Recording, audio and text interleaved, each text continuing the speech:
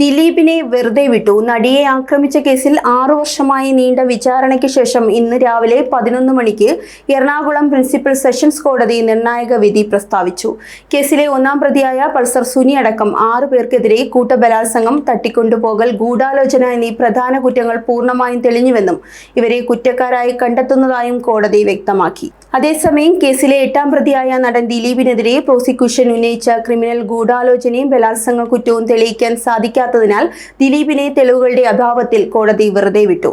ദിലീപ് മാധ്യമങ്ങളോട് സംസാരിച്ചത് ഈ കേസിൽ യഥാർത്ഥ ഗൂഢാലോചന നടന്നത് തന്നെ പ്രതിയാക്കാനാണ് എന്നാണ്. ജയിലിലെ പ്രതികളും പോലീസും ചേർന്ന് കെട്ടിച്ചമച്ച കള്ളക്കഥയാണ് ഇന്നിവിടെ തകർന്നു വീണത്.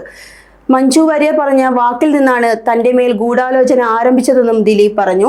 അതിജീവിതയുടെ പക്ഷത്തിൽ നിന്ന് ശക്തമായ പ്രതികരണങ്ങളാണ് ഉയരുന്നത്. റിമ കല്ലിങ്കൽ അവൾക്കൊപ്പം എന്ന പഴയ ബാനറിന്റെ ചിത്രം വീണ്ടും പോസ്റ്റ് ചെയ്ത് ഇന്നും മുമ്പത്തേക്കാളും ശക്തമായി അവൾക്കൊപ്പം എന്ന് കുറിച്ചു.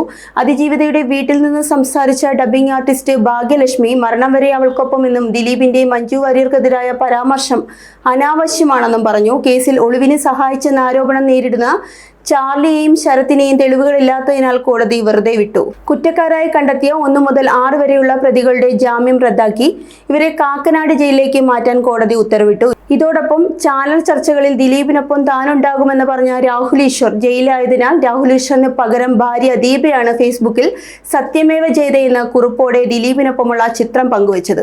ഇങ്ങനെ ഒരു വശത്ത് ദിലീപിന്റെ നിരപരാധിത്വം ആഘോഷിക്കുമ്പോൾ മറുവശത്ത് അതിജീവിതയ്ക്കൊപ്പമുള്ള പ്രതിഷേധങ്ങളും ഉയരുന്നു.